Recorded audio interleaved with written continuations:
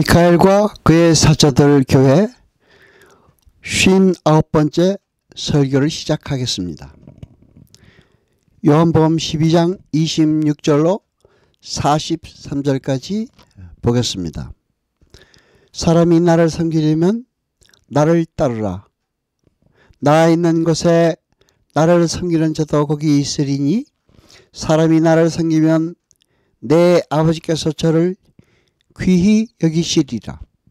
지금 내 마음이 민망하니 무슨 말을 하리요. 아버지와 나를 구원하여 이 때를 면하게 하여 주옵소서. 그러나 내가 이를 위하여 이때에 왔나이다. 아버지여, 아버지의 이름을 영광스럽게 하옵소서 하시니 이에 하늘에서 소리가 나서 가로되 내가 이미 영광스럽게 하였고 또 다시 영광스럽게 하리라 하신대 곁에서 들은 무리는 우레가 울었다고도 하며 또 어떤 이들은 천사가 저에게 말하였다고도 하니 예수께서 대답하여 가라사대 이 소리가 난 것은 나를 위한 것이 아니요 너희를 위한 것이니라. 이 세상의 심판이 이르렀으니 이 세상 임금이 쫓겨나리라. 내가 땅에서 들리면 모든 사람을 내게로 이끌겠노라 하시니 이렇게 말씀하시면 자기가 어떠한 죽음으로 죽을 것을 보이심이러라. 이에 무리가 대답하여 우리는 율법에서 그리스도가 영원히 계신다 함을 들었거늘 너는 어찌하여 인자가 들려야 하리라 하느냐. 이 인자는 누구냐? 예수께서 가라사대 아직 잠시 동안 빛이 너희 중에 있으니 빛이 있을 동안에 다녀 어두움에 붙잡히지 않게 하라. 어두움에 다니는 자는 그 가는 바를 알지 못하느니라. 너에게 아직 빛이 있을 동안에 빛을 믿으라. 그리하면 빛의 아들이 되리라. 예수께서 이 말씀을 하시고 저희를 떠나가서 숨으시니라. 이렇게 많은 표적을 저희 앞에서 행하시니 저를 믿지 아니하니 이는 선지자 이사야의 말씀을 이루려 하심이라.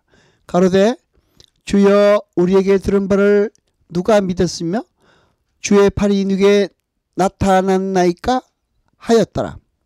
저희가 능히 믿지 못한 것은 이 까닭이니 곧 이사야가 다시 일렀을 저희 눈을 멀게 하시고 저희 마음을 완고하게 하셨으니 이는 저희로 하여금 눈으로 보고 마음으로 깨닫고 돌이켜 내게 고침을 받지 못하게 하려 함이니라 하였음이니라. 이사야가 이렇게 말한 것은 주의 영광을 보고 주를 가리켜 말한 것이라. 그러나 관원 중에도 저를 믿는 자가 많되 바리새인들을 인하여 드러나게 말하지 못하니 이는 출회를 당할까 두려워함이라. 저희는 사람의 영광을 하나님의 영광보다 더 사랑하였더라. 아멘. 구원이란 우리의 힘과 노력과 지혜를 근거로 한 것이 아닌 오직 하나님의 은혜와 예수 그리스도의 공로에 의한 것임을 우리는 압니다. 한마디로 십자가가 아니면 구원은 어떤 방법으로도 주어질 수 없음을 우리는 확인했습니다. 그것이 요한복음의 주제이며 더 나아가 성경 전체의 주제이기도 한 것입니다. 주님께서 이제 인자가 영광을 얻을 때가 왔다라고 말씀하시고는 하늘의 미랄이 땅에 떨어져 죽어서 그 영광이 드러나게 되는 십자가의 복음을 언급하셨습니다. 그것은 우리가 공부한 것처럼 율법과 행위를 자신들의 구원의 근거로 삼고 자신들의 무력함과 불가능함을 인정치 않는 유대인들의 신앙을 전면적으로 부인하시고 기각하심과 동시에 하나님의 은혜의 필연성을 강조하신 것입니다.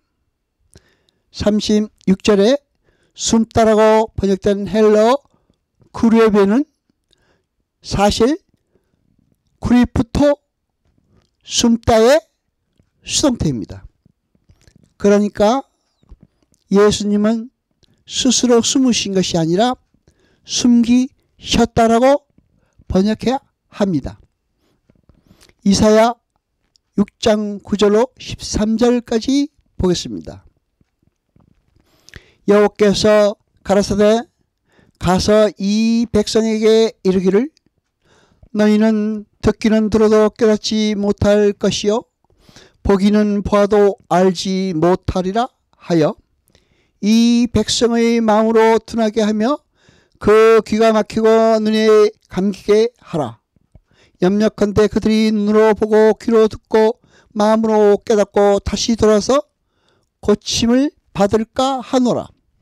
내가 가로되 주여 어느 때까지니까 대답하시되 성읍들은 황폐하여 거민이 없으며 가옥들에는 사람이 없고 이 토지가 전폐하게 되며 사람들이 여호와께 멀리 옮기워서 이 땅 가운데 패한 곳이 많을 때까지니라. 그중 10분의 1이 오히려 남아 있을지라도 그 구루통에는 남아있는 것 같이 거룩한 시가 이 땅의 구루통이니라. 아멘. 주님께서 선지자를 보낼 때는 믿으라고 메시지를 전하고자 하신 건 아닌가요?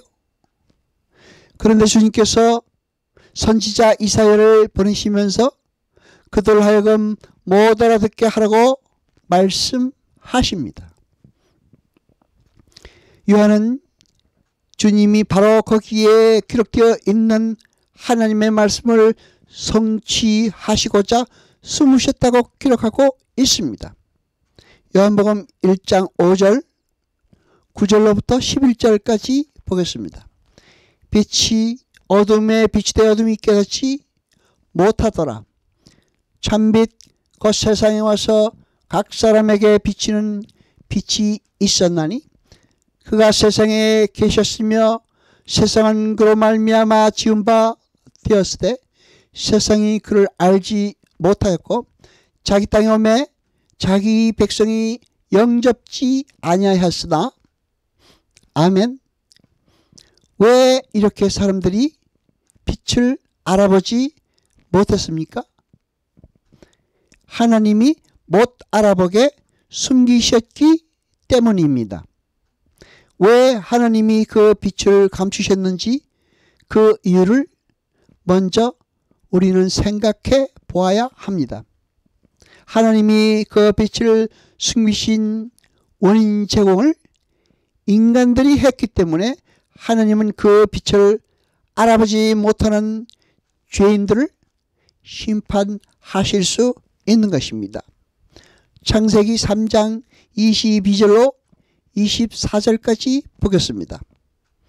여호와 하나님이 가라사대 보라 이 사람이 선악을 아는 일에 우리 중 하나같이 되었으니 그가 손을 들어 생명나무 씨가도 따먹고 영생할까 하노라 하시고 여호와 하나님이 에덴 동산에서 그 사람을 내어보내어 그의 근본된 토지를 갈게 하시니라. 이같이 하나님이 그 사람을 쫓아내시고 에덴 동산 동편에 그룹들과 두루 도는 화영검을 두어 생명나무의 길을 지키게 하시니라. 아멘. 인간들이 선악을 아는 일에 하나님과 같이 되었다는 말은 하나님 절대 의존적 존재인 인간들이 자기들이 선악의 판단자가 되어 자신들의 기준과 판단으로 선악을 판단하기 시작했다는 것입니다. 성경은 그것을 죄라고 규정합니다.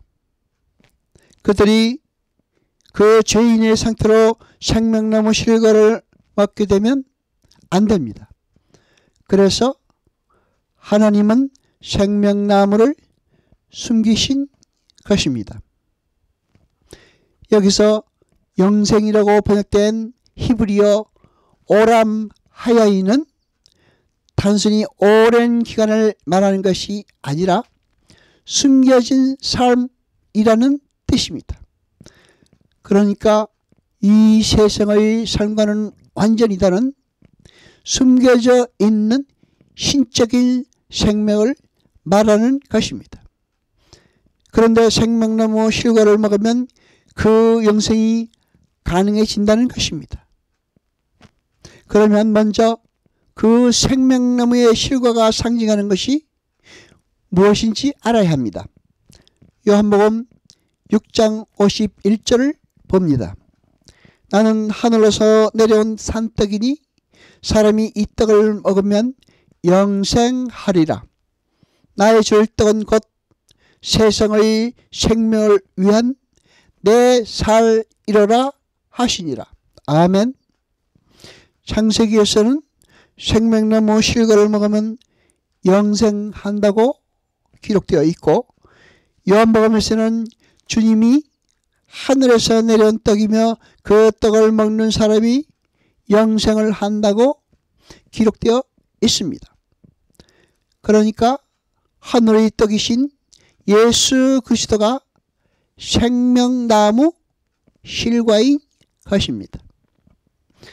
따라서 에덴 동산 중앙에 심겨져 있던 생명나무 실과는 그 자체에 무슨 능력이 있는 그런 열매가 아니라 하나님 나라의 백성에게 주어지게 되는 생명의 떡이시며 생명의 빛이신 예수 그리스도라는 은혜의 메시지를 담고 있던 상징물이었던 것입니다.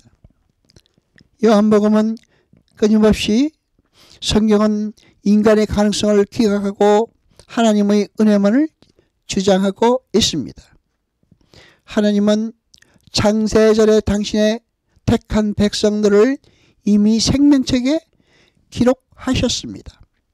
그리고는 그들을 이 역사 속에서 왜 하나님의 백성들은 하나님의 은혜로만 존재해야 하며 그 은혜에 의해서만 살아야 하는 것을 가르치시고 설명해 주십니다.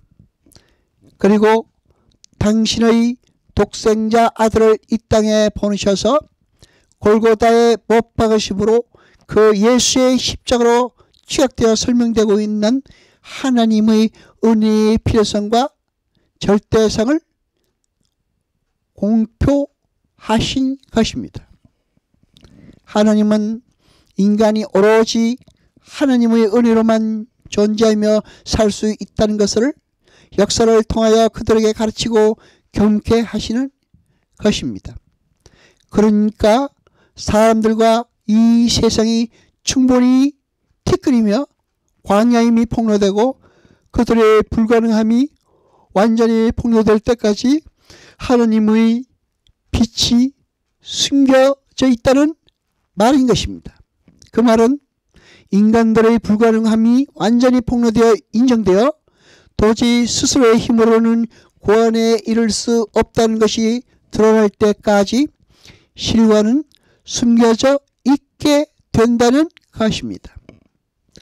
그렇게 구원에 있어서 불가능하고 무력한 존재임이 폭로되고 하나님의 은혜에 의해 구원을 얻은 우리가 숨겨져 있는 생명나무를 보았고 그 생명나무의 실과를 먹은 사람들이 것입니다. 우리가 생명나무 실과를 먹은 사람이라면 그 생명나무 실과의 출현이 존재하고 있는 우리의 불가능함과 무력함을 인정하고 우리가 속해 있는 이 세상의 덧없음을 확실하게 깨닫고 있어야 하는 것입니다. 여러분, 그 생명나무는 지금 어디에 심겨져 있습니까? 바로 여러분 안에 생명나무가 심겨져 있다는 말입니다.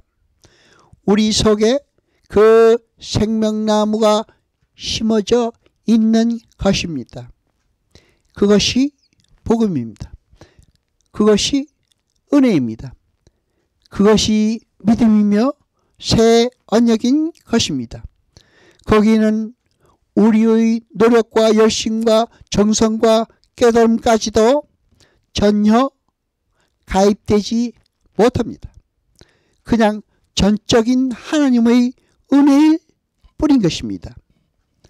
잘 보면 하나님과 어린 양의 보좌로부터 흐르는 생명수의 강에 의해 생명나무가 열매를 맺고 있습니다.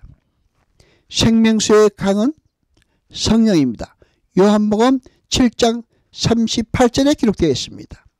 그리고 생명나무는 예수 그리스도이십니다. 이렇게 생명나무에 열리게 되는 영생은 우리가 아무리 열심히 노력을 해서 따먹는 것이 아니라 하나님께서 들어오셔서 심어버리시는 것입니다.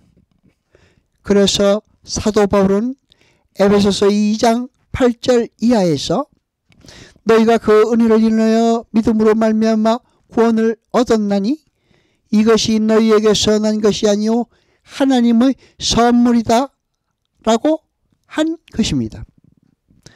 영생은 우리가 나라는 것을 완전히 비워냈을 때 우리 안에 가득 채우시는 하나님의 생명력에 의해 사라지는 것이기 때문입니다.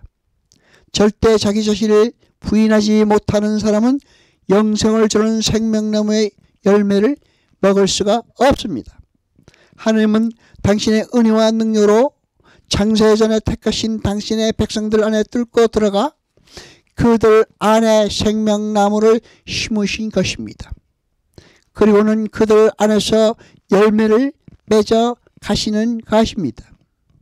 그 열매는 당연히 영생의 열매입니다. 그런데 영생은 신적 생명입니다.